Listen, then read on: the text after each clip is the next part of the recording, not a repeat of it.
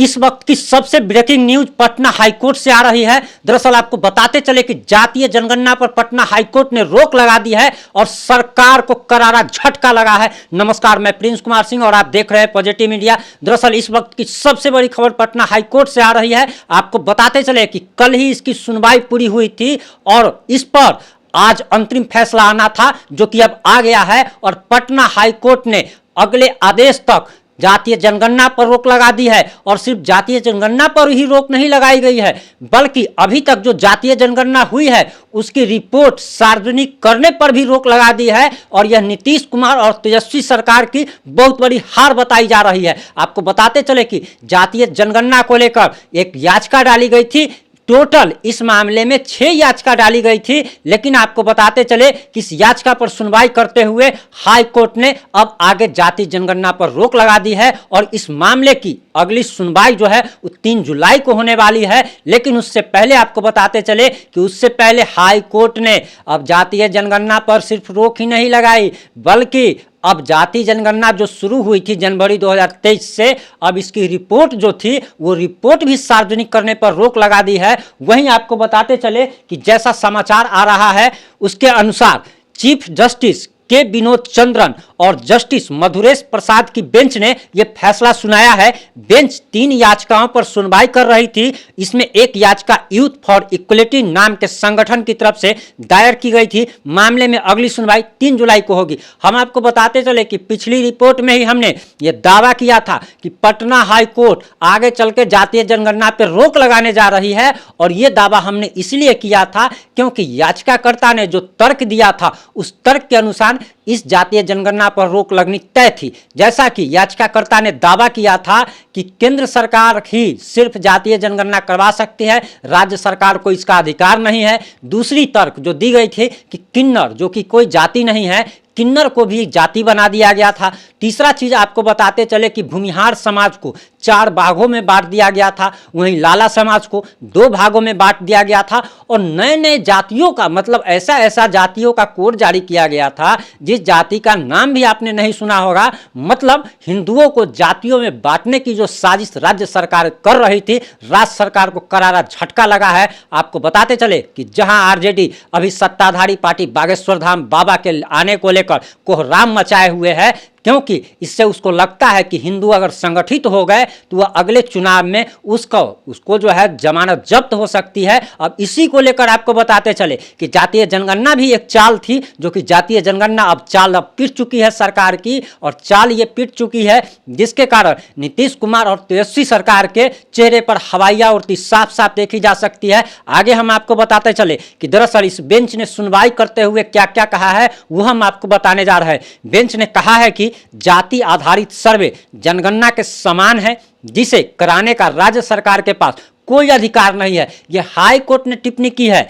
आगे कहा कि इस तरह राज्य की तरफ से जाति आधारित सर्वे कराना केंद्र के अधिकार पर अतिक्रमण होगा। यह बहुत बड़ा बात कही है माननीय हाई कोर्ट ने। सरकार की अधिसूचना को देखने से लगता है कि सरकार राज्य विधानसभा के विभिन्न दलों, सत्तारूढ़ दल और विपक्षी दल के नेताओं के साथ डेटा साझा करने का इरादा रखती है, जो कि बड़ी चिंता का विषय है। ये एक महत्वपूर्ण टिप्पणी माननीय हाई कोर्ट ने की है। कोर्ट ने यह भी कहा कि इस मामले में निजता भी एक मुद्दा है। निजता को भी एक मुद्दा बताया गया है। इससे पहले बिहार सरकार के फैसले को सुप्रीम कोर्ट में चुनौती दी गई थी। सुप्रीम कोर्ट ने तुरंत इस मामले में दखल देने से इनकार कर दिया था और कहा था कि याचिकाकर्ता हाई कोर्ट जाए। 3 दिन में सुनवाई का आदेश जो है वो माननीय सुप्रीम कोर्ट ने हाई कोर्ट को दिया था। और कहा गया था, एक आदेश दिया गया था कि हाई कोर्ट को सिर्फ 3 दिन में इस केस की सुनवाई करनी होगी। आपको बताते चले कि 7 जनवरी से जाति आधारित सर्वे शुरू हो चुका है। राज्य सरकार ने इस सर्वे को कराने की जिम्मेदारी जनरल एडमिनिस्ट्रेशन डिपार्टमेंट को सौंपी थी। इसके तहत सरकार मोबाइल फोन ऐप के जरिए हर परिवार का डिजिटली डाटा इकट्ठा कर रही है। इस सर्वे में परिवार के सदस्यों की संख्या से जुड़े सवाल पूछे जा रहे थे। साथ ही इस सर्वे में लोगों की आर्थिक स्थिति और आय से जुड़े सवाल ही पूछे जा रहे थे। याचिकाकर्ता ने इस आधार पर जातीय जनगणना पर रोक लगाने की मांग की थी कि जनगणना का विषय भारत और संविधान की 7वीं अनुसूची और लिस्ट 1 में आता है और केवल केंद्र सरकार ही जनगणना करा सकती है। याचिका में यह भी कहा गया था कि जनगणना अधिनियम 1948 की केवल केंद्र सरकार के पास नियम बनाने, जनगणना कर्मचारी नियुक्त करने, जनगणना करने के लिए जानकारी इकट्ठा करने का अधिकार है। नीतीश सरकार का जातिगत जनगणना कराने का यह फैसला संविधान के मूल ढांचे का उल्लंघन है। ये एक बहुत बड़ी बात है कि संविधान के मूल ढांचे का उल्लंघन है, और ये मुख्य बातें, महत्वपूर्ण बातें इसीलिए है क्योंकि राजद हो, तेजस्वी यादव हो या फिर नीतीश कुमार है, ये अपने आप को बाबा साहेब का बहुत बड़ा अनुयायी बताते हैं और कहते हैं कि हम जो है बाबा साहब के बताए हुए रास्ते पे चल रहे हैं। जबकि आप समझ लीजिए कि ये कोर्ट की टिप्पणी है और माननीय कोर्ट की ये टिप्पणी है कि संविधान के मूल ढांचे का उल्लंघन है। यानी कि ये लोग बाबा साहेब के ही बनाए संविधान के साथ, मूल ढांचे के साथ कैसे खिलवाड़ कर रहे थे, और ये इन लोगों का चेहरा उजागर हो चुका है कि ये लोग बाबा साहब के नाम पर सिर्फ वोट बटोरना जानते हैं। और उन लोगों की भी आंखें खुल चुकी होगी जिनको लगता है, जिस बिहार की जनता को लगता था कि ये लोग बाबा साहब के बताए हुए रास्ते पर चलते हैं और ये लोग वोट बटोरते थे बाबा साहब के नाम पर। इनकी अब पोल पट्टी खुल चुकी है। आगे आपको बताते चले कि जनगणना कराने का हक केवल केंद्र सरकार के पास है, राज्य सरकार अपने स्तर पर जनगणना नहीं करा सकती। यानी कि ये राज्य सरकार के अधीन ये पावर ही नहीं आता है, राज्य सरकार को ये पावर ही नहीं है। लेकिन फिर भी ये आगे बढ़ चढ़कर ये इसलिए करा रही थी ताकि लोकसभा चुनाव और विधानसभा चुनाव में इसे इसका फायदा मिले।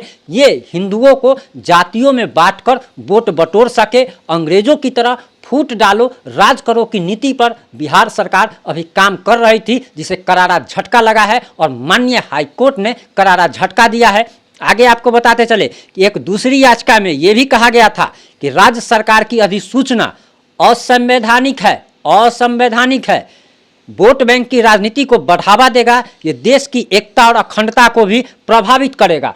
आगे आपको हम बताते चले कि दरअसल सूत्रों से मिली जानकारी के अनुसार बिहार की 90% जनता जाति जनगणना के पक्ष में नहीं थी। मात्र 10% अनपढ़ गवार टाइप के लोग जो हैं वो इस पक्ष में थे कि जाति जनगणना कराया जाए। इसमें जाति जनगणना में 500 करोड़ रुपए खर्च किए जा रहे थे। इन 500 करोड़ रुपए में किसी एक जिला में भी एक फैक्ट्री खोली जा सकती थी जिसमें हजारों लाखों लोगों को रोजगार मिल सकता था। लेकिन राज्य सरकार लोगों को रोजगार देने में, शिक्षा व्यवस्था सुधारने में, स्वास्थ्य व्यवस्था सुधारने में कोई भी ये नहीं लगता है कि ये सीरियस हैं। और ये सिर्फ जाति जनगणना इसलिए कराना चाहते थे ताकि वोट बैंक की राजनीति थी ये, और वोट बैंक की राजनीति के लिए ये लोग चाहते थे कि जहां से भी जिस जाति की भी ज्यादा जनसंख्या निकल के आएगी वहां से उसी जाति के कैंडिडेट को उतार करके चुनाव जीता जा सकता है। हालांकि बिहार की जनता अब जाति बंधन से मुक्त हो चुकी है और बिहार की जनता जागृत हो चुकी है। बिहार की जनता अब चाहती है कि हमारे बिहार में भी